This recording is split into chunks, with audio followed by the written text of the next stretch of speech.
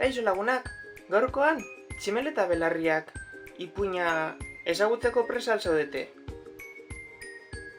Ea ba, irekiko dugu zer kontatzen digun istorio honek.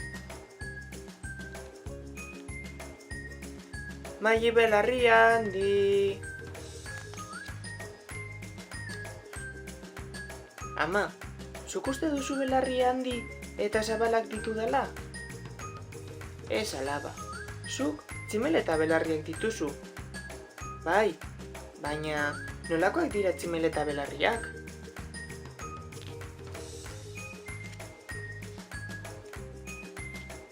Belarri bereziak dira. Buruan, tximeleta hegaka ibili eta gauza itsusiak 1000 kolorez margotzen dituenak.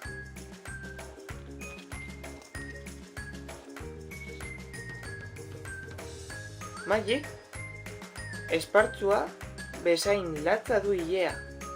Bai zera, belar moztu berria bezalakoa da nire ilea.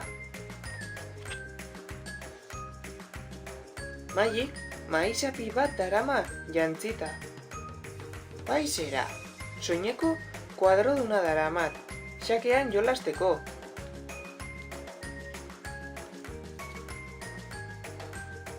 Mailik, zulatua du galtzerdia. Bai zera, behatz kuskusero bat daukat, hori besterik ez da.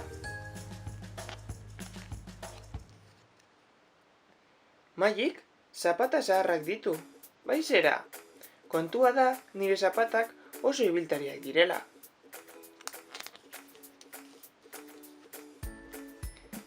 Mailik ez du bizkar zorrorik, ez eskolako maletarik. Jakina, gabe hobeki egiten dut korrika.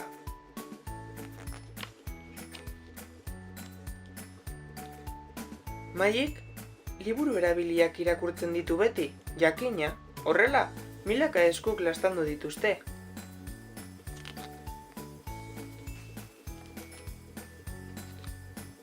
Mailiri, borroka ari zaizkio tripak.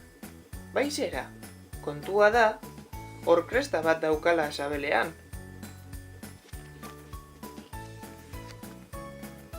Mailik, neska, hanka-mehe luzieska da. Baita zera ere. Hanka puntetan ilargia ere besarkatzen dut.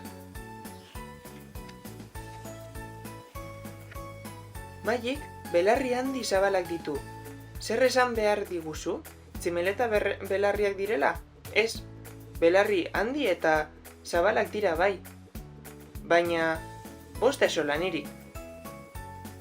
Ala basan edo ez basan, zar dadila kala basan. Eta atera dadila zuen etzeko egon gelan. Horren arte, musu handi bat.